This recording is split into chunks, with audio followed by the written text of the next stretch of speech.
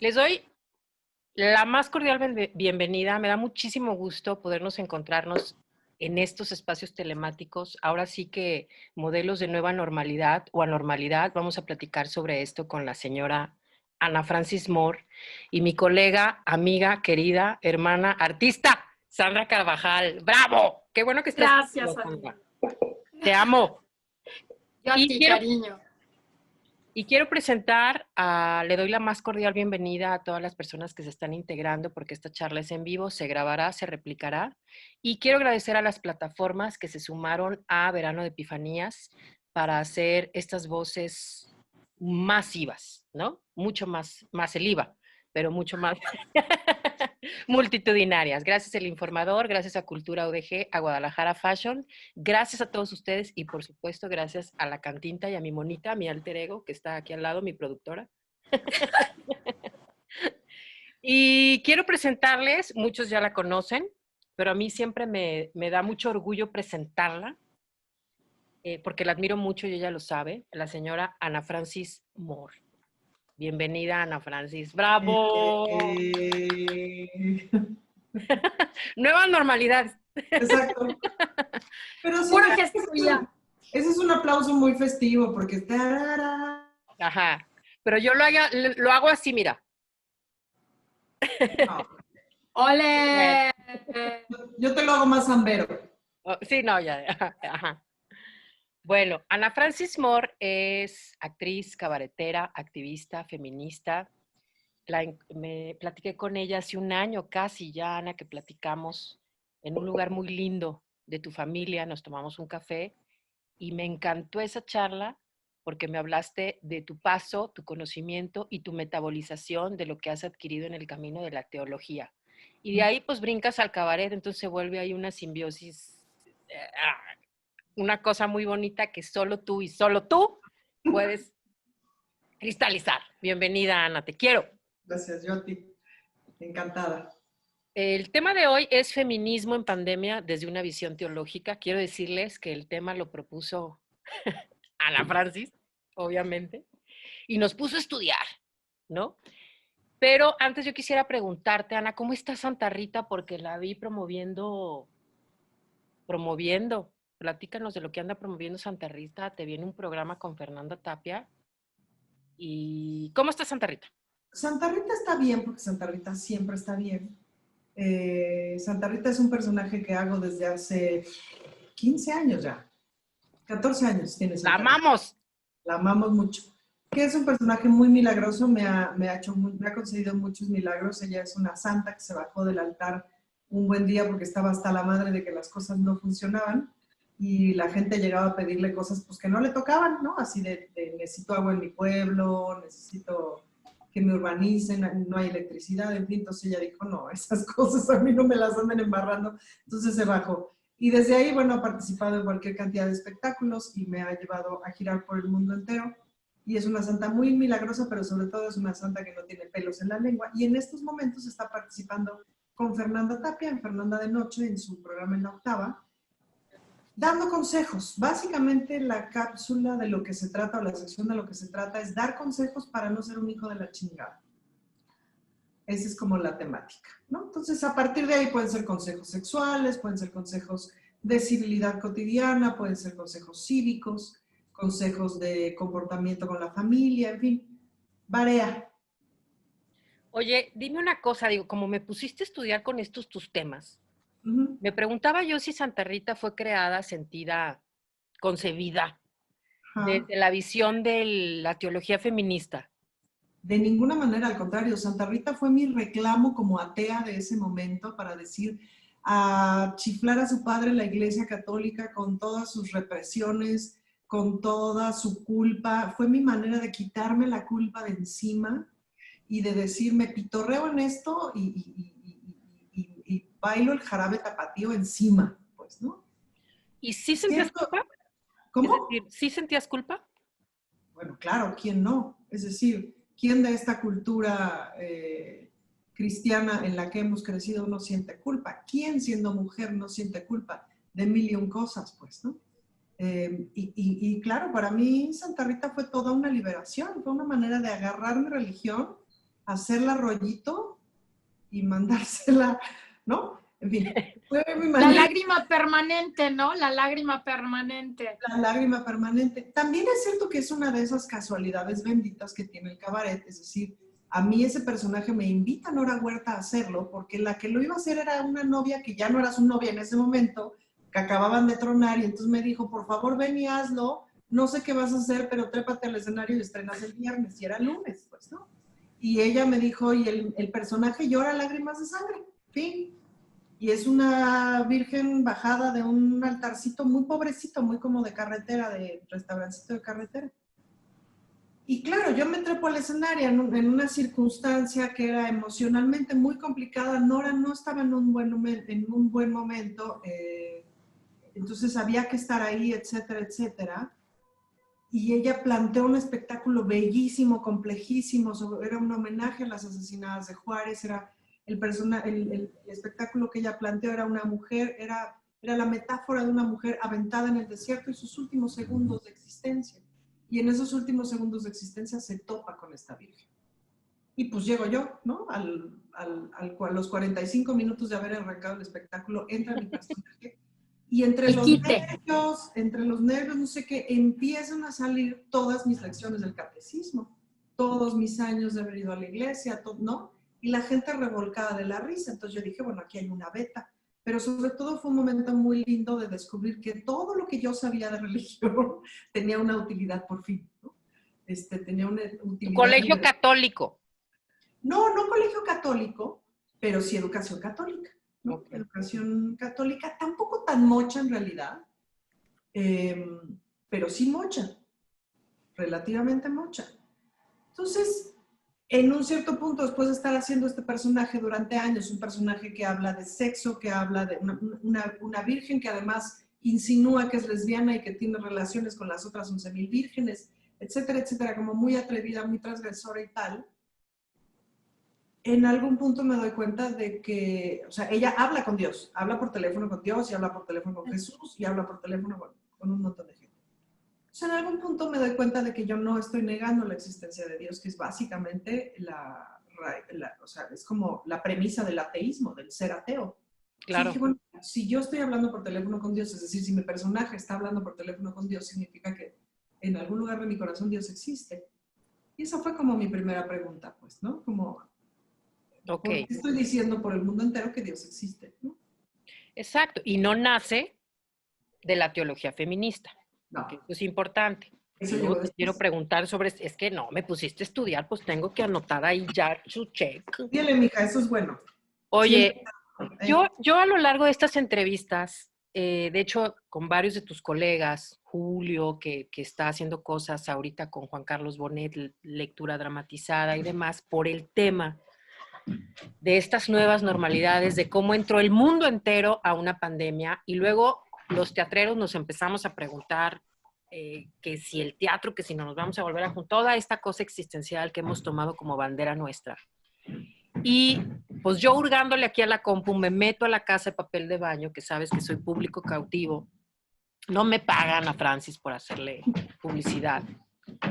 La Casa de Papel de Baño y me encuentro con un proyecto, producto, muy bien armado a nivel de producción. Es decir, estaba, digamos, la pandemia no iba empezando. Las reinas chulas, mis respetos, son creadoras muy inteligentes porque son creadoras, productoras muy talentosas y aparte tejen redes y así arman movimientos y todo. Pero me encuentro con un producto muy bien armado donde tenías una muy buena afluencia de público. Yo a Circe no la veo en Guadalajara, me la encuentro en el vicio telemático, ¿no? O sea, un boleto bien vendido, lo sé que esto era para pagar los sueldos de tu espacio en el vicio y corresponderle a tu gente. Pero me gustaría mucho que me hablaras del proceso de la Casa de Papel de Baño, que yo considero, desdime por favor, que es un proyecto exitoso y que nace en el contexto de pandemia. Platícanos de eso. Mira, lo que pasa es que al principio de la pandemia fue, pues vamos a dar función por Zoom, pues sí, no queríamos, pero porque uno da función en su escenario, no frente a una pantalla que además la gente ni la ves, ni te contesta, ni se ríe o ni sabe si se está riendo porque tiene que tener su micrófono en silencio, etc. Pero cuando empezamos a dar funciones de otros espectáculos, específicamente creados para Zoom, pero un poquito prestados de lo anterior, es decir, pues sí, lo primero que hice en Zoom fue Santa Rita, justo, ¿no? Empezamos a ver que ahí hay una serie de posibilidades, ¿no? Y que es un otro lenguaje, que es una otra manera, que por supuesto que entra el lenguaje audiovisual, pero no funciona como la tele, no funciona como el cine, sino es otra cosa. Y entonces dijimos, bueno, pues ya que estamos, ahora sí que si la vida te da limones, vamos a hacer margaritas. Ya que estamos aquí, pues vamos a experimentar y vamos a buscarle y etcétera. Y entonces, pues se puso muy divertido, es decir, pasando el duelo, ¿no? Pasando el duelo de mi teatro está cerrado, etcétera, etcétera, todo lo que estamos viviendo, pasando ese duelo se abre un canal, ¿no? Se abre la creatividad. Perdón que te interrumpa un poco para contextualizar a los que están viendo este video.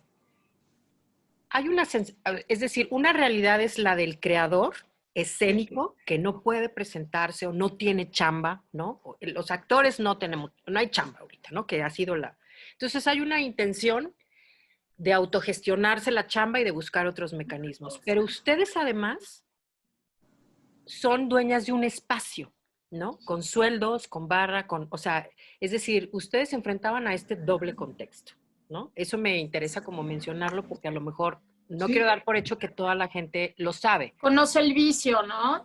Que yo sí creo que es un lugar al que hay que ir una vez en la vida. Toda la gente debería conocer el vicio, pero asumimos que todavía no lo conoce sin duda. Sí, claro, teníamos eso encima. Yo te voy a ser honesta, yo llevaba ya como un año muy cansada de actuar, muy cansada de actuar. Más en la dirección de escena, más en la escritura, y no, sin ganas de dar función, la neta. Y de hecho, hasta antes de la pandemia estuve bastante fuera del escenario. Estuve en los últimos espectáculos, estuve con alternantes prácticamente todo el tiempo, es decir, en la temporada de Coyoacán hice yo la mitad de la temporada, y alternando justo con Laura de Ita, que hizo la otra parte, ¿no? Y en la última temporada yo ya no estuve, pues, ¿no? Sí les dije, mis socias, aguántenme porque yo no tengo ganas ahorita de actuar, ¿no? Estoy como en otra cosa. Y cuando llegó la pandemia y así, a mí me volvió como el chip creativo en términos de lo actoral, pero sobre todo en términos de lo creativo, de volver a hacer cabaret. Quizás también estaba yo un poco cansada como del espacio escénico del vicio, pues, y con esto no quiero decir que no lo extrañe, pero la verdad es que el espacio tiene sus limitaciones y es un espacio en el que he creado espectáculos muchos años ya, entonces estaba yo un poco cansada como de ese espacio. Entonces, de repente el Zoom ofrece otras posibilidades, pues, ¿no? O sea, de pronto el arte en vivo ofrece otras posibilidades. Entonces, eso es la Casa de Papel de Baño, es decir, la posibilidad de generar en vivo un montón de cosas, con videos que hacemos, que nos divertimos muchísimo, con la estúpida, o sea, el solo nombre de la Casa de Papel de Baño me sigue dando risa, pues. Claro. ¿No? Entonces, aparte es un proyecto, La Casa de Papel, quien no la conoce, bueno, no debo asumir que todo el mundo conoce, pero bueno, un proyecto súper mediatizado, o sea, la gente metida en las casas viendo Netflix, ¿no? Entonces, ahí vas tú. Magno. La verdad es que cayó muy bien y todo el mundo habla de la cuarta temporada de La Casa de Papel porque fue muy buena, a diferencia de la tercera que charreó, ¿no? Entonces, estuvo muy bien, güey. La neta es que nos vino como anillo al dedo, ¿no? Y la fantasía, es jugar a la fantasía, pues, ¿no? Es como, pues literal, lo que te permiten los fondos virtuales, las pantallas, el cambiar de escenario, las escenas cortas, etcétera, es jugar a que estás pasando por miles de mundos al mismo tiempo. Y eso es volver a jugar como cuando eres niña, pues, ¿no? Que es algo del género del género del cabaret que es muy divertido. Sí, muy generoso, ¿no? Creo que también. Ajá. O sea, si yo veía a Nora Huerta colgada de la pantalla, y decía, o sea, ¿cómo lo están haciendo, no? O sea, pero lo resolvieron rapidísimo. Entonces, bueno, yo sí invito a la gente que no ha visto La Casa de Papel de Baño, todavía están, ¿no? En temporada. Dos funciones y se acaba, ahora sí. Sí vale la pena. Yo la he estado recomendando porque soy en estos momentos también por esto que he estado haciendo, soy gran consumidora de productos de esta calidad, obviamente, o sea, ¿no? De estas características. He visto varios, he consumido varios y creo que La Casa de Papel de Baño sí amerita, o sea, sí amerita que se pongan el tequilita, se sienten, se relajen, y aparte esto que hacen al final, de que prenden las luces y ves a la raza conectada y de pronto está tu compa, tu amigo, ¿no? Es muy bonito, o sea, de verdad yo dije, pues es como una replicación Zoom del vicio, ¿no? O Sí, sea, pues sí. Sí, nos ponemos allá a cotorrear, todo el mundo prende su pantalla y te metes a la casa de la gente. A mí me entretiene mucho, por ejemplo, ver los sillones que tiene la gente. Hay unos muy cómodos, hay unos francamente ricos, así que ves a la gente acostada viendo su show. Y pues este concepto de desde la comodidad de mi casa hasta la comodidad de tu casa, ¿no? Y otra cosa que me encanta es que terminando la función me subo a dormir. Y, claro, ¿no? claro. Sí, No, bueno, ya No, estás no se edad, tienen que mover en la ciudad, imagínate. exacto, ¿no? no, a mí me encanta, ¿no? Yo le digo a mi marido, oye, voy al baño, me arreglo y voy al set para ir al cuarto de al lado que es el set, pero en la Exacto. noche tenemos función, entonces nos conectamos con el tequilita, o sea, ¿sí me Exacto. explico? De aquí para acá es un look y de aquí para abajo sigo en la pantufla, Exacto, ¿no? exacto.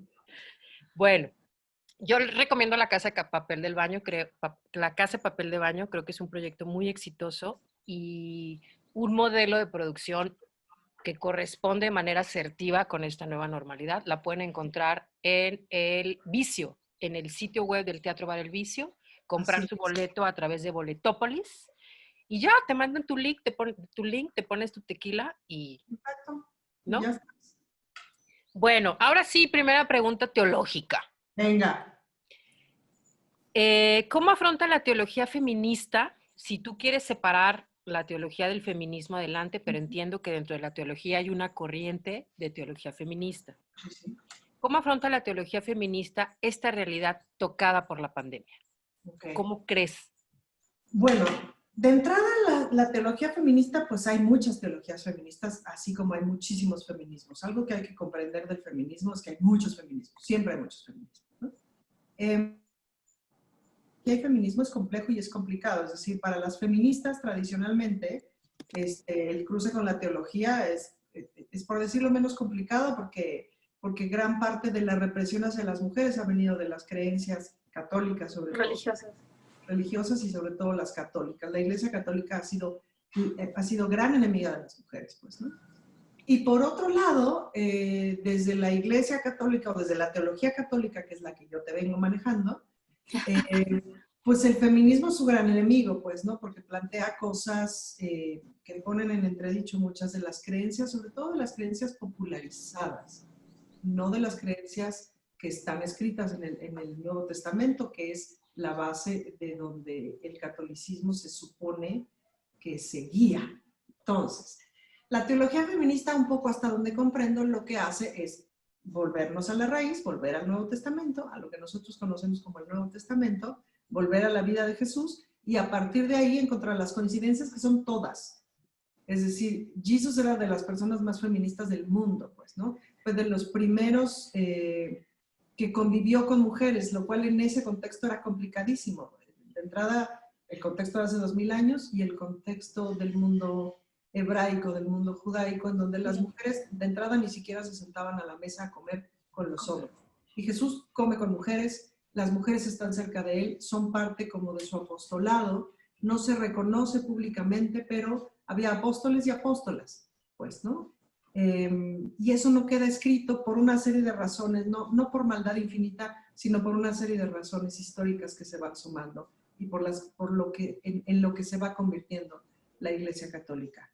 Pero digamos que la teología cristiana de raíz es bastante feminista, parte de una construcción igualitaria del mundo y parte digamos, Jesús habla mucho de este asunto de traer el reino de Dios a la tierra. Cualquier cosa que esto significa, porque nunca lo define, nunca dice claramente traer el reino de Dios a la tierra es esto.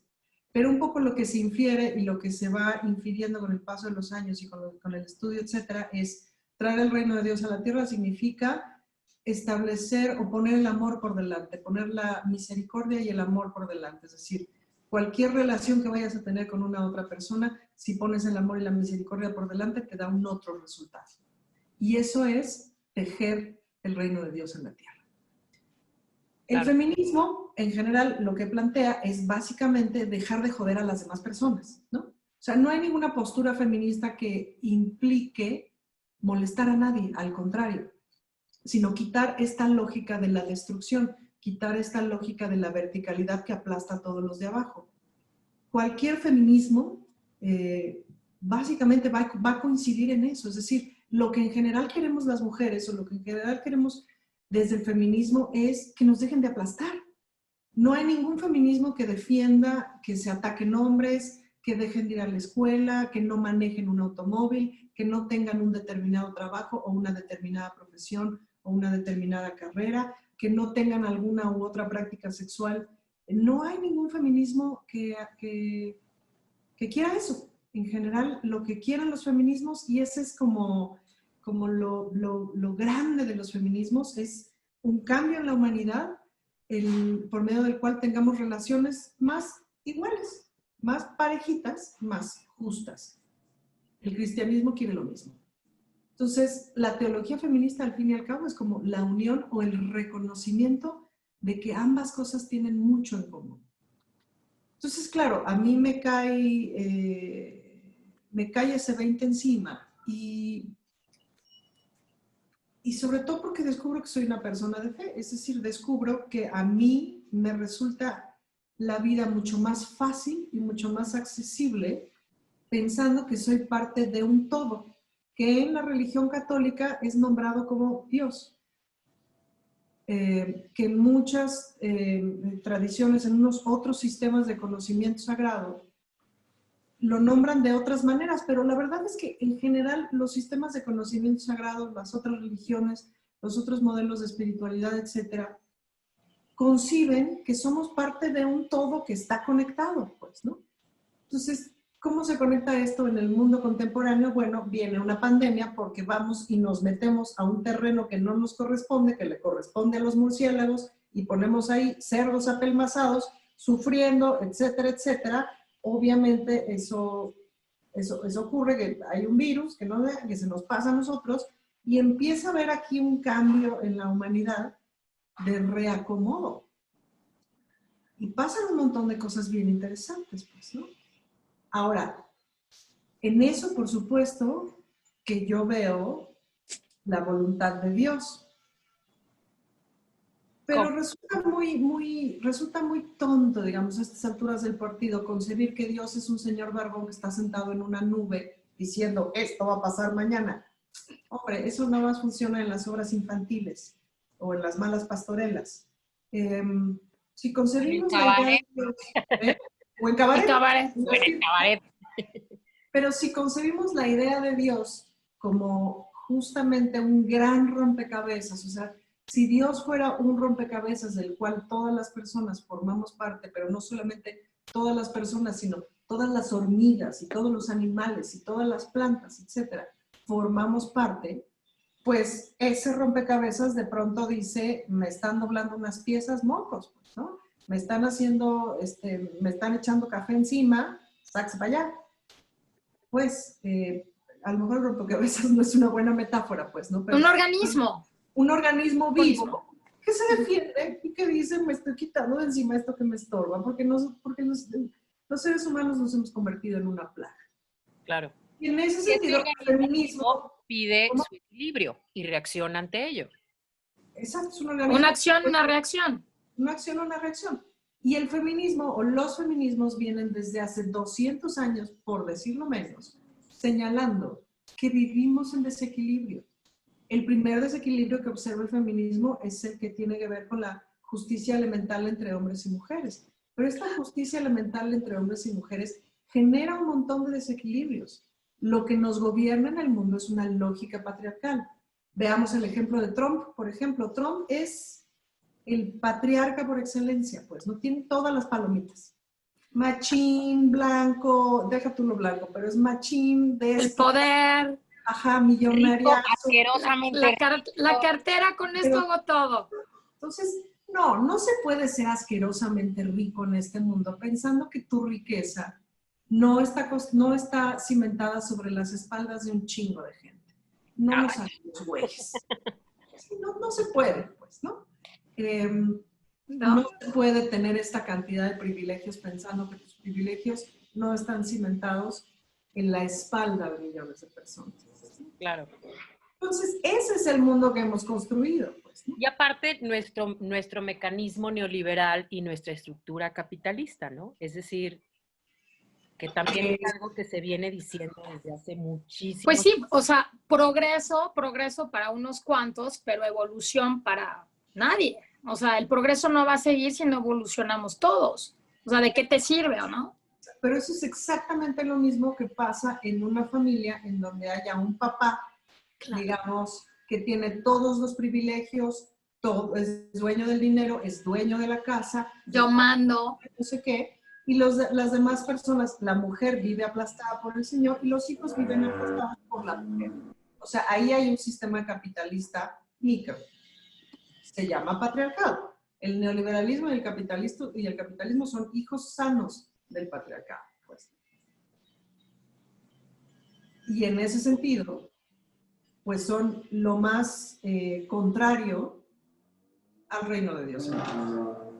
No hay posibilidad de reino de Dios en la tierra habiendo tanta desigualdad. No existe la posibilidad. Ok, a ver, Ana. Entonces, desde la visión teológica, la pandemia es una reacción orgánica, digamos, normal de la naturaleza que responde a sí misma como un organismo vivo que necesita un equilibrio. Pues esa es mi interpretación. Ok. Y la mía de la tuya, ¿no? Ya sumé las dos, a ver, voy a tratar de entender la suma de los. Pero bueno, estás haciendo la interpretación femenina o feminista, no femenina, ¿no? De la Biblia o el Viejo Testamento. El Nuevo Testamento. El Nuevo Testamento, vale. Y entonces es impulsar la dignidad de las mujeres y de todos los seres. De todos los seres. De todos los Todos seres. los Ujú, sí. Y si te fijas, hay una cosa que yo todavía la estoy pensando, no la tengo resuelta, pero por ahí va mi pensamiento. Pregúntale a Santa Rita. ¿Eh? Pregúntale Exacto. a Santa Rita, igual así más cerca de Dios, ella te ayuda. Pero, por ejemplo, la relación que tiene María con Jesús, ¿no? Que ahí hay una relación súper fuerte. En la historia que nos cuenta el cristianismo, José se muere cuando Jesús es adolescente y la que está siempre presente es María, ¿no? Olvidémonos de la palabra virgen. Claro, Porque, claro. De porque es hecho, una la payasada, teología tiene No le creemos. una mariología, ¿no? Hay un estudio. Pero pensemos en esta conjunción entre el personaje de María y el personaje de Jesús, que siguen juntos. Es decir, de las primeras personas que ven a Jesús resucitado son María Magdalena y la Virgen María, ¿no? Sí, que Así María es. Magdalena ha sido crucificada, ¿no? Estigmatizada por una Estigmatizada serie de tremendamente. cosas. Pero desde antes, o sea, su familia que la trataban del carajo. Estigmatizada por miles de cosas. Pero digamos, las primeras personas, dicen los evangelios, que ven a Jesús resucitado son la Virgen María y María Magdalena. Entonces, cuando está narrado así, digamos, pensémoslo en términos como si fuera una obra de teatro, ¿no? Exacto. Los primeros personajes que ven al resucitado necesariamente son los más importantes, o necesariamente son los más cercanos, o necesariamente significan un algo. ¿Me explico? Un algo. Dejemos Referencia a la a la resurrección. interpretación lo que significan. Exacto. Madre y amor, o amor y madre. Madre y amor, o amor y madre, o amistad y madre, es decir, no lo sabemos, ¿no? Porque también es importante como despegar el asunto de que la relación entre un hombre y una mujer necesariamente tiene que ser erótico. Sexual. Porque Ya. puede ser una gran amistad. ¿Pues? Claro. Entonces, exacto, no necesariamente sexual. Pero lo que es muy importante es la relación de madre e hijo. A mí eso me parece crucial. Porque la Virgen María, porque María se convierte en una gran compañera de vida de Jesús. Todo el tiempo están juntos, en el camino de los evangelios están juntos, en muchas partes del camino de los evangelios están juntos, en las bodas de Canaán, etc. Me explico, hay muchos versículos en donde están francamente juntos y dialogando. Y ese es un camino de creación tremendo. Por alguna razón que sale de mi entendimiento, las mujeres tenemos la capacidad de crear vida. Y Y eso nos hace comprender un montón el camino de la preservación de la vida. Porque una cosa es parir, que como quiera tiene su labor y tiene su trabajo. Yo no he parido, pero me da, o sea, me da como mucho asombro el hecho de parir. Pero sí sé, pero tengo un cuerpo que sabe lo que es eso, pues, ¿no? Que de alguna manera intuye y sabe lo que es eso. Claro. Y otra cosa es preservar la vida de una criatura. Para que una criatura humana viva, se necesita estar ahí encima un chingo de años, ¿no? Si no, se mata. Claro. Toda la vida, ¿no? Eres mamá para toda la vida. Eres mamá para toda la vida, pero digamos que por lo menos los primeros 8 o 10 años, si no se mata. O sea, si no, sí se muere. Totalmente. No, los primeros días, si no está contigo, se muere. O Se sea, muere. no hay... Totalmente. Entonces, La crianza, de lo que estábamos hablando el otro día, la crianza. la crianza. Entonces, literalmente tienes un aprendizaje de preservación de la vida. Y preservar es crear. Es decir, Claro. conforme un ser humano va creciendo, se va creando. Y se va creando una persona, pero se va creando un universo. Y eso, para mí, es un espejo del Big Bang, es un espejo de la creación, es un espejo de los primeros 7 días, es un espejo del Génesis. O sea, cada crianza de cada ser humano se vuelve a escribir el Génesis. Y eso para mí está reflejado en la relación de Jesús con María. Es decir, el Génesis se reescribe una y otra vez. Y por eso digo que todavía no lo tengo tan elaborado. Ahí voy. Pero Pero esto que nos estás compartiendo también me haría pensar, sin afirmar nada, porque no soy experta, que Dios es creador, ¿no? Y que no necesariamente tiene que ser hombre, ¿no? No. O sea, O sea, si pensamos en esto que decía Sandra, es un organismo, digamos, por ponerlo de un ejemplo, Sí, claro. por darle una palabra. Por eso en el judaísmo ni siquiera tiene nombre, pues, ¿no? Porque es inalcanzable e inabarcable. Inabarcable. Entonces, que eso es importante, es más inabarcable que inalcanzable, porque luego de pronto entendemos que inalcanzable significa que puta, no, pero inabarcable de imaginar incluso, pues, ¿no? Pero esa capacidad creadora se ha desarrollado, por lo menos culturalmente hablando, se ha desarrollado en el mundo de lo femenino. El feminismo es sumamente creador y los feminismos lo que plantean es pongamos la capacidad creadora, pongamos la energía creadora, el amor, la conmiseración, la compasión, antes que la producción, la productividad, el triunfo, el éxito, etcétera, etcétera. Demos un giro de valores, a ver qué pasa.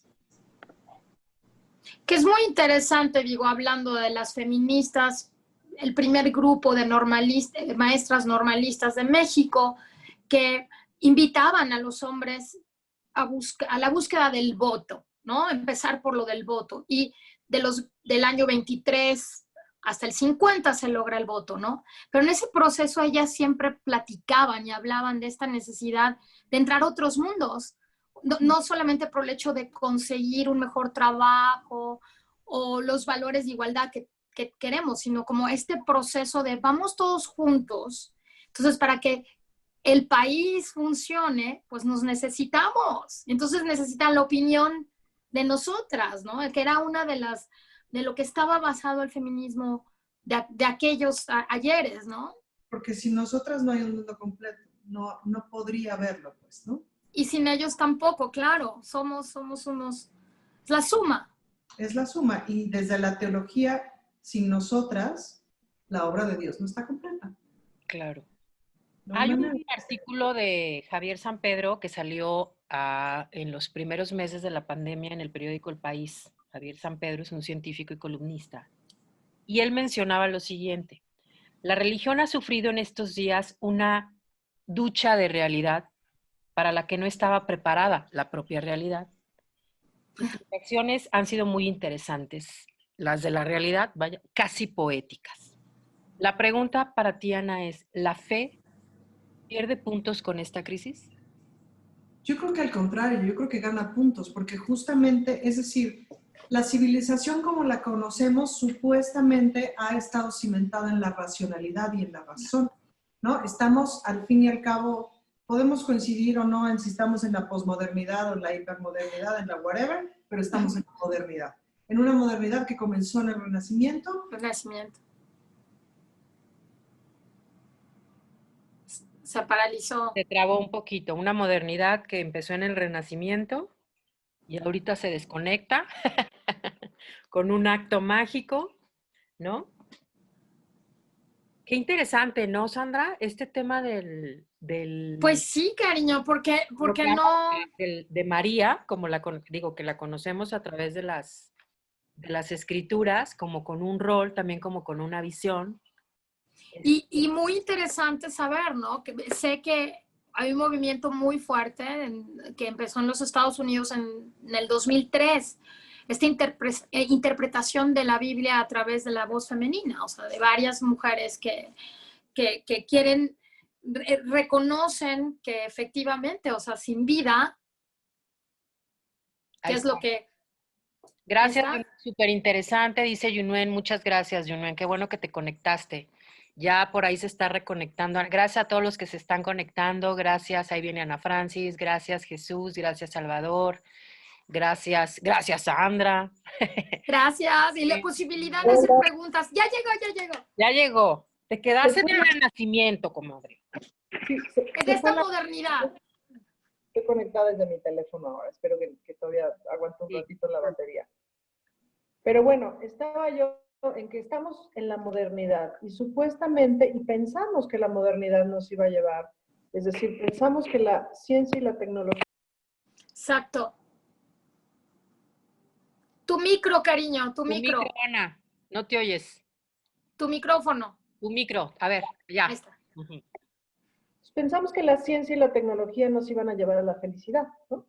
Y tuvimos toda esta serie de narrativas futuristas por medio de las cuales la ciencia iba a arreglar todos los problemas que teníamos, iba a solucionar la pobreza, la desigualdad, el hambre, etc.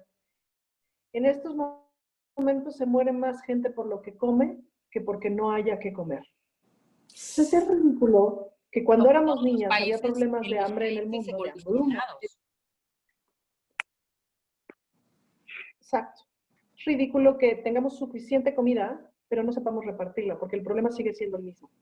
La avaricia, la verticalidad, el mentado patriarcado, etc. Pues. Entonces, la ciencia y la tecnología y la racionalidad no nos han dado la respuesta que buscábamos, porque la ciencia, la tecnología y la racionalidad cortaron de tajo con la espiritualidad. Y tenían razón, es decir, veníamos de la Edad Media, y la Edad Media... O por lo menos en Occidente, fue la peor época de la Iglesia Católica, ¿no? Entendiendo, y solamente me estoy refiriendo a esa espiritualidad. No es mi intención desconocer todas las demás, pero estoy como centrándome para hablar de lo que estoy hablando. Entonces, en ese sentido, pues, la racionalidad corta con lo espiritual, pensando que lo espiritual nos lleva a la ignorancia y que la ignorancia nos lleva a la pobreza, a la miseria, a la desigualdad, etcétera, etcétera. Pero resulta que ahora sabemos más que nunca, somos más sabios que nunca, más leídos y escribidos, pero de todos modos la desigualdad no se acaba, al contrario. Falta espiritualidad. Al mundo le falta espiritualidad. Le falta para ser integral. Pues, es decir, de ninguna manera podríamos dejar la racionalidad, no creo que sea buena idea, ¿no? No podemos desconocer la espiritualidad. Entonces, justo creo que al contrario, que esta pandemia está teniendo como un despertar espiritual en mucha gente muy interesante. ¿Y a qué me refiero con despertar espiritual? No necesariamente, no al fanatismo. El fanatismo siempre está, siempre ha estado y estará, ni modo. Debe de haber como picos de fanatismo en la historia de la humanidad, seguramente asociado también con catástrofes como esta, etcétera, pero el fanatismo no necesariamente sería lo que más me preocupa. Pero sin duda que hay un despertar espiritual importante al que hay que hacerle caso, pues, ¿no? Pero también es cierto que hay un despertar espiritual mucho más maduro, mucho más inteligente, mucho más racional. Es Ana, decir, ¿qué nos está enseñando esta pandemia? pues me imagino que nos está enseñando que el mundo como lo conocemos ya no funciona, ya no es posible, Creo que ¿no? está poniendo en evidencia muchas cosas, ¿no? O sea, Muchas. Está O poniendo en sea, evidencia la de entrada esto, desde lo perdón, privado. esto tan claro de la comida, ¿no? Que dices es impresionante. Acaba de salir toda una investigación de Memphis, donde una cantidad de población necesita tomar casi 8 kilómetros o más, 10 kilómetros para poder ir a comprar una fruta. Pero lo que tiene a su alcance es toda esta comida chatarra, toda en bolsita, toda, ¿no? Y cómo está dividida la ciudad. Hay una estrategia económica que me parece terrible. Pero bueno, ¿qué es la fe entonces? Pues supongo que la fe es la creencia de que hay un algo superior que entreteje todo. No me gustaría usar la palabra que domina todo o que manda todo o que determina todo, pero que desvela el tejido que hay entre todo. Es decir, para mí la fe es lo que me permite ver el tejido que hay con el resto de las cosas que habitan el mundo, de las cosas, las personas y los seres que habitan el mundo. Cuando no comprendo algo, eh, pues de entrada pienso que a lo mejor no lo voy a comprender y ni modo, pero después pienso que quizás lo que necesito es tener fe para comprender. Y la verdad es que también podría entenderse como una técnica de meditación, es decir, cuando estás en problematizado, etcétera, pues si te pones a respirar, si meditas, etcétera, eventualmente dices, ah, pendeja es esto, ¿no? O rezas, rezar es meditar, pues, claro. ¿no? O te conectas con lo divino, o te conectas con tu tranquilidad, o con tu respiración, o con tu estar en el mundo, en fin, se llama de muchas maneras. A mí me tranquiliza llamarlo fe. Para mí la fe es justamente lo que me hace evidente que hay un entretejido y que soy parte de un todo, que soy parte de un todo que no necesariamente comprendo ni comprenderé. Me tranquiliza, a mí la fe me tranquiliza porque como quiera eso ya, ¿no? O sea, como digo, Claro. bueno, aquí hay un algo del que soy parte, ok, ya. Sí, sientes esta conexión, ¿no? Ana, el virus lo vemos mucho en los medios de comunicación, es decir, la población está atenta a las narrativas gubernamentales en el país, en los estados. El virus ha fortalecido el discurso de solidaridad, sí, y del bien común también, pero a la vez ha hablado de nos obliga a hablar de la soberanía del Estado, de las narrativas del Estado y de la necesidad de aislarnos. ¿Qué opinas tú de esto? Híjole, pues es que estamos en un momento bien complejo y bien complicado porque, por un lado, hay dos narrativas ocurriendo, por lo menos, ¿no? O sea, por un lado está la narrativa del Estado de estamos construyendo una otra cosa distinta a de donde veníamos y de donde veníamos era un desastre. Ahora, el de donde veníamos era un desastre no es tan difícil de aceptar, digamos, era un desastre y era un desastre muy evidente, pues, ¿no? Cualquiera que haya ido a una clínica del IMSS hace 4 o 5 años o en los últimos 20 años sabe que esa madre iba a reventar por Sí o adelante, sí. ¿no? O sea, el sistema de salud mexicano, pavoroso, saqueado, corrupto, etcétera. Lo vimos, nadie nos lo cuenta, pues, ¿no? El que estemos construyendo otra cosa, supongo que ahí es donde tenemos la duda de si sí estamos construyendo otra cosa o no. Y por otro lado, sí hay una narrativa en contra que dice que no estamos construyendo otra cosa, sino que además nos estamos yendo muy para la chingada. Lo que pasa es que la otra narrativa la están construyendo seres muy impresentables, entonces es difícil creerles. Seres que en su chingada vida les había preocupado ni las mujeres, ni la salud, ni la gente pobre, ni los maestros, ni los estudiantes, ni 90 millones de mexicanos. Entonces es muy difícil creerlo. Y por otro lado, pues hay unas otras narrativas que están tratando de salir, que son críticas, que están tratando de comprender la verdad, de que están tratando de descubrir, de poner de frente la verdad, etc. Entonces, En ese sentido es un momento convulso y complicado. Digo, el propio gobernador de tu estado, híjole, pues difícil de defender, ¿no? Cuando te enteras de los negocios que hizo con las pruebas de COVID, etcétera, y cuando siempre vas viendo como los negocios que hay detrás, etcétera, pues ya qué haces, ¿no? Y luego cuando salen de machines a decir cualquier cosa, porque la verdad es que su gobernador suyo de ustedes, ¿no? Entonces, pues es muy difícil, ¿no? O sea, es así de... Por supuesto, por supuesto.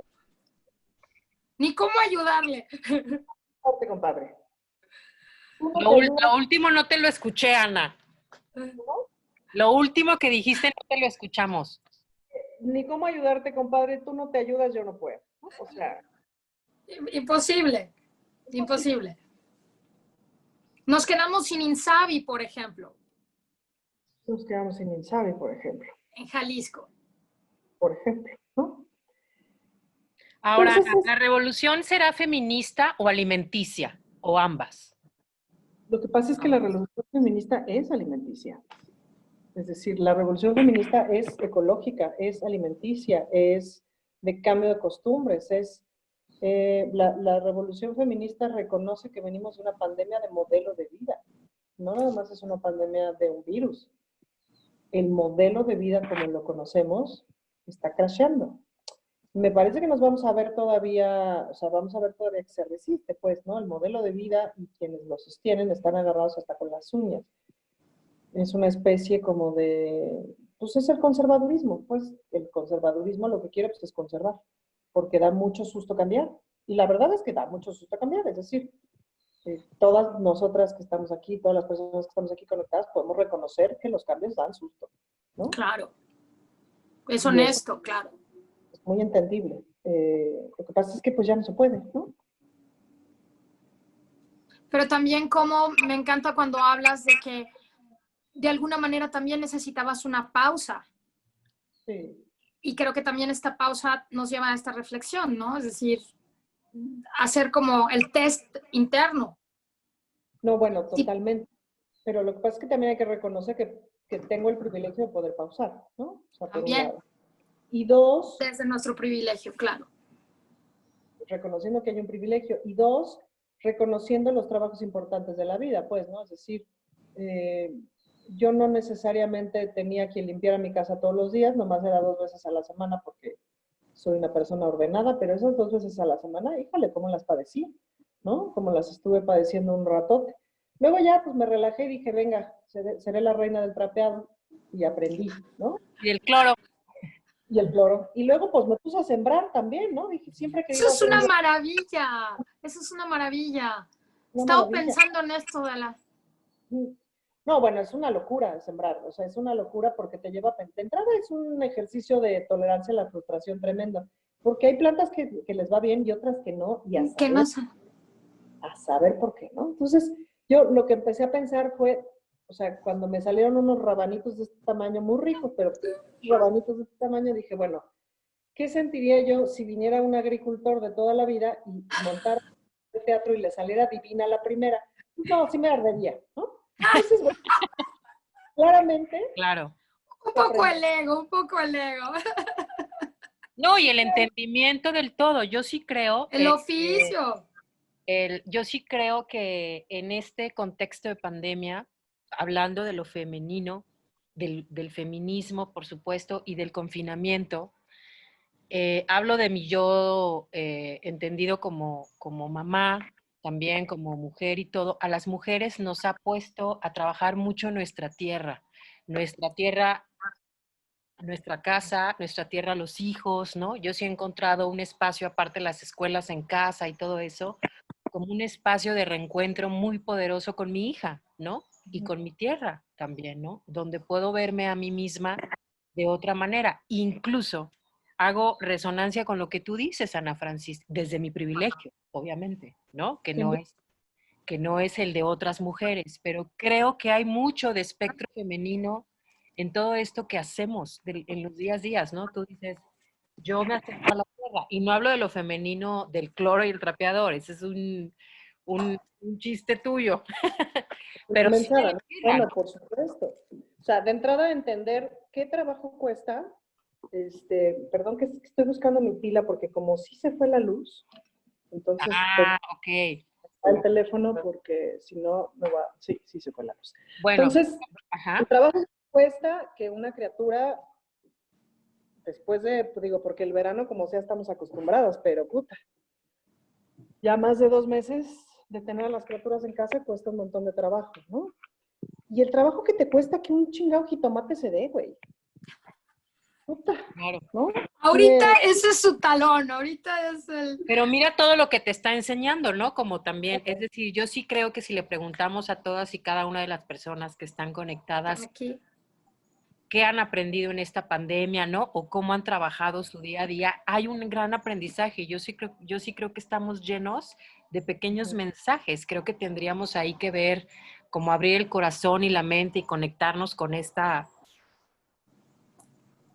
universalidad para encontrar la respuesta, pero yo sí creo que hemos estado llenos de pequeñas tareas en nuestros espacios, ¿no?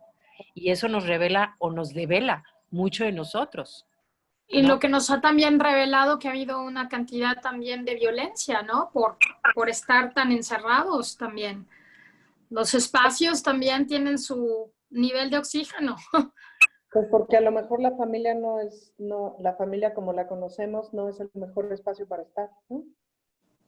Es decir, si la Así. ciudad es como la conocemos, si la agricultura, la ganadería como la conocemos nos genera virus, nos genera muerte, ¿por qué no dudar también de esa familia que nos genera muerte? Pues, ¿no?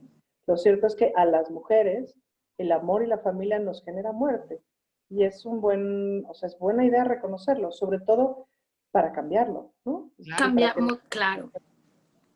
No, verlo y nombrarlo, ¿no? Las cifras de violencia doméstica que se incrementaron los primeros meses de confinamiento, ¿no? Es decir, el estar todo el día con la pareja generaba unos niveles de violencia donde las que se fregaban eran las mujeres, ¿no? Eso fue muy, muy, muy fuerte y muy, muy revelador. Unos videos al principio en Italia también, de un tipo que está golpeando a su mujer y avienta cosas por la ventana. O sea, estamos acostumbrados a socializar y estamos acostumbrados a estar libres y pues sí, el encierro no es cómodo para todos. Digamos que el regreso de las mujeres a las casas es una de las grandes tragedias de esta pandemia, ¿no? Porque sí habíamos ganado mucho del espacio público, etcétera. Entonces, el regreso a las casas, habrá que analizarlo después, quién sabe cómo está haciendo. Yo me imagino, o más bien, o sea, por ejemplo, qué pasa en las casas, en las familias de pareja heterosexual, en donde la mujer sí conservó el trabajo, pero el hombre no. Y en donde Claro, claro. obviamente, pues ella tiene que salir a ganarse el dinero porque es lo más conveniente para todas las personas que habitan en esa casa, pero ¿y qué pasa con los señores cuidando hijos por primera vez en su vida, conociéndolos, ¿no? Enfrentándose a un berrinche de 2 horas, porque me cae que no hay, o sea, se aprende resiliencia con un berrinche de 2 horas, pues, ¿no? Claro. Bueno, a mí me gustaría invitar al público, estamos cerca de terminar esta sesión. Si gustan preguntar algo, pueden anotar sus preguntas aquí en el chat. Y mientras las pensamos, las preguntas o lo que quieran aportar a esta charla, a mí me gustaría preguntarte, Ana, que nos platicaras un poco, también para el público aquí conectado, qué onda con la cartelera del vicio. Está la casa de papel de baño. ¿Qué más? Laura Deita, que estuvo contigo, está todavía contigo en la cartelera del vicio, va a estar el día de mañana a las 2:30 también hablando de Cabaret Zoom, que Eso. que es lo que está ella haciendo, pero platícanos, ¿qué está fragando el vicio y qué vislumbras? Es decir, ¿cómo vamos a seguirte la pista y qué planes tienen? Bueno, nosotras, las Reinas Chulas, vamos a estrenar un siguiente espectáculo el primer sábado de septiembre, que vamos sobre la serie de Dark. Quién sabe cómo se va a llamar, todavía no sabemos cómo se va a llamar, estamos como disertando sobre el asunto, pero estamos muy divertidas. Entonces, nos vamos a basar filosóficamente hablando en Nietzsche, no en el filósofo, sino en el grupo. ¿No? Entonces, con eso estamos muy divertidas. Ahora, el Cabaret Zoom, pues es un espacio, es como el vicio virtual, digamos, es un espacio en donde ya también se presentan un montón de artistas. Hay una cartelera muy nutrida a la que pueden acceder en nuestras redes sociales o en la página del Teatro Bar El Vicio o en la página de las Reinas Chulas, porque me parece que está ocurriendo cosas muy interesantes, pues, ¿no? Es decir, artistas transitando a la digitalidad en vivo y hay experimentos bien interesantes. Estamos viviendo un momento histórico en ese sentido. Están haciendo un arte en vivo digital, un arte escénico en vivo Sí. digital, que quién sepa dónde va, la verdad. Claro. En Y 10 ahorita años, no importa, es decir, hay que hacerlo. Es decir, es lo que lo hemos hablado Asumirlo. a lo largo de estas charlas, ¿no? La evolución artística siempre está marcada por hechos históricos muy cañones. Esto en los siguientes Crisis. años, los niños en la secundaria estudiarán en el libro de historia que en el 2020 hubo una pandemia y nació el Cabaret Zoom, ¿no? O exacto. sea, y lo que falta, es decir, es lo que tenemos cerca, falta ver las otras disciplinas, ¿no? Sandra estaba haciendo su Subastas en línea. Por ejemplo. ajá. Uno se dedica a pintar, pues uno tiene que vender.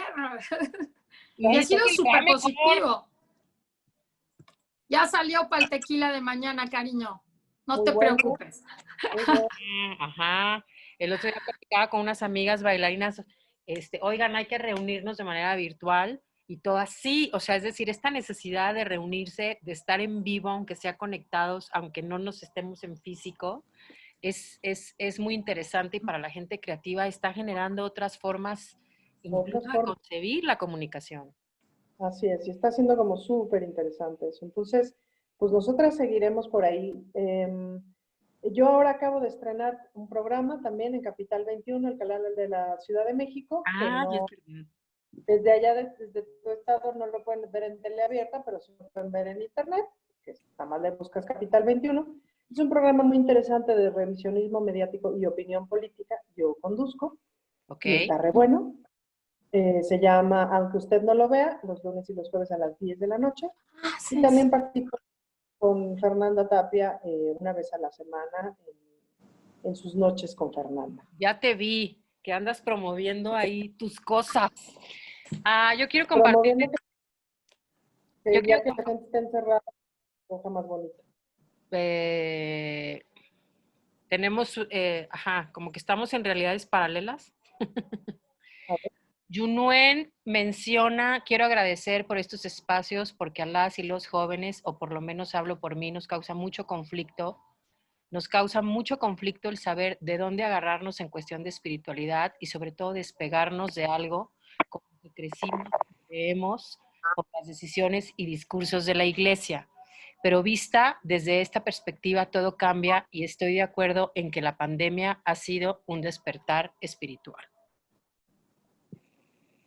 Yunuen lo comparte, muchas gracias Yunuen, gracias por conectarte. Bueno, pues a mí, algo más que quieras agregar, mi querida Sandra y mi querida Ana. venga, Pues Sandra. bueno, yo también me voy a andar cuestionando esto del feminismo teológico, porque cuando me lo comentó, yo he sido comecuras de mucho tiempo, mi amor, pero hay que informarse, estuve leyendo algunas cosas de teología, una Sandra Schniff, una judía, que hace una reinterpretación de algunos versículos y me pareció sumamente interesante. Yo tengo una no muy buena relación con la institución, pero me considero una persona que cree mucho en el bien común y que las acciones son las que cuentan. Entonces, por supuesto, un gustazo tenerte. He sido fan por mucho tiempo. Obvio te lloré en el Festival de Tapalpa que aquí nuestra querida Dolores realizó y estuviste ahí inaugurando. Y bueno, desearte lo mejor de lo mejor, lo que viene, para adelante y gracias a todos los que se conectaron y a Dolores. Muchas, muchas gracias. Muchas gracias. Yo decirles nada más que también esta idea monolítica de lo que es la Iglesia Católica es una forma de exclusión. La fe también es un territorio del que nos han excluido a las mujeres y es momento de ocuparlo y de recuperarlo. Dentro de la Iglesia Católica está ocurriendo una revolución del tamaño del mundo. Las monjas feministas están no desatadas, sino lo que les sigue. Y hay Qué bueno. muchísimos sacerdotes, de los de la esquina, de los de a pie, están cuestionando todo. En América Latina está ocurriendo un movimiento muy interesante que viene desde la teología de la liberación, en donde, donde los sacerdotes que le chingan, digamos, los de la iglesia de la esquina, los que sí contactan con los que sí ayudan Las a misiones. etcétera, como el obispo Vera, como Suralinde, etcétera, ¿no? Tenemos grandes ejemplos. Están cuestionando todo desde dentro. La Iglesia Católica no es Roma, no es el Vaticano, pues, ¿no? Y la fe es otra cosa. Entonces, nada más, a mí me parece importante eso, como comunicarles que para mí la fe es un territorio y que ya decidí que no lo van a ocupar por mí, sino que es un territorio es mío y yo lo tengo que ocupar. Y eso, agradecerte, Dolores, como siempre, verte, es un gusto también, Sandra, muchas gracias. Gracias, Y cariño. tú estás haciendo subatas en línea, invítame a la próxima, por lo menos de chismosa. Y vamos a hacer lecturas, mezclas con plástica. Ahí traemos nuestro plan. Te vamos a invitar. Y siempre es muy agradable echar chisme contigo. Oye, yo pues sí ya lo vamos a despedir, pero hay una pregunta, Ana.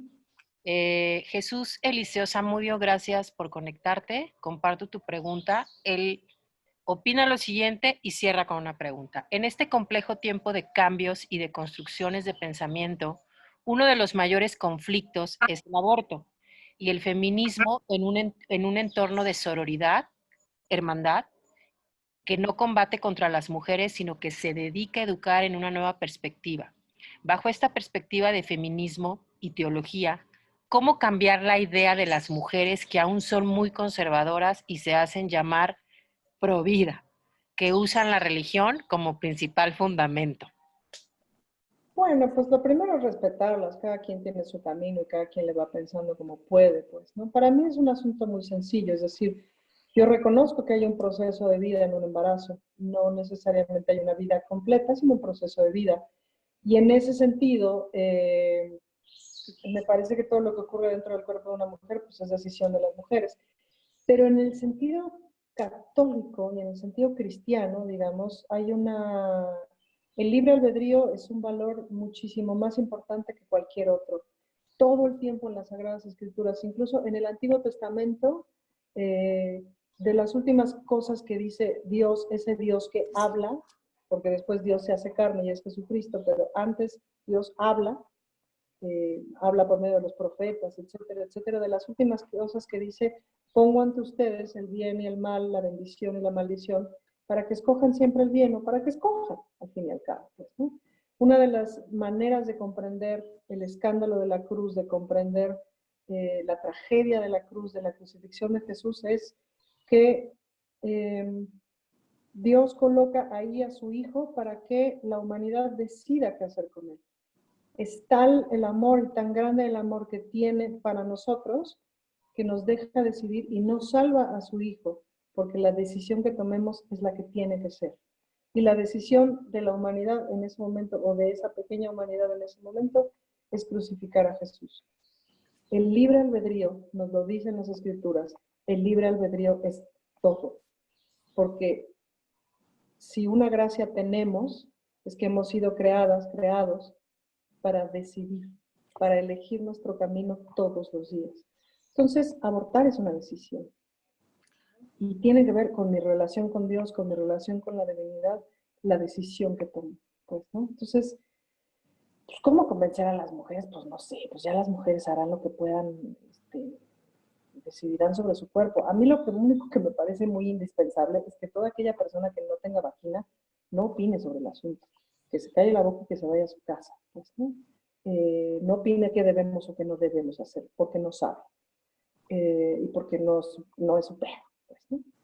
En ese sentido, a la persona que preguntó, al chavo que preguntó, pues qué bueno que te preocupas y qué bueno que te ocupas, pero la verdad es que pues las mujeres decidirán lo que mejor les convenga, lo que mejor les parezca. Pues. Muchas gracias, Ana. Si no hay otra pregunta, te dan las gracias. Gracias, Jesús Eliseo. Gracias por conectarte. Gracias por preguntar. Gracias a todos. Yo voy a seguir con mi cafecito tapalpense, gracias a las plataformas que nos replican. Y el día de mañana, a eso, Eso. también estas charlas. El día de mañana vamos a tener a Laura de Ita con el tema Cabaret Zoom. Y el día jueves tenemos a la señora bailarina Adriana Quinto, una bailarina de gran trayectoria. Vamos a tener una charla con ella a través de Instagram. El día de mañana sí será a través de Zoom. La liga estará en mi cuenta. Y muchas gracias a todos. Gracias a ustedes. Gracias, Ana. Esta charla ha sido muy especial y pues de alma, corazón y Zoom seguimos conectados. Ahí nos vemos. Eso. Bye. Bye, bye.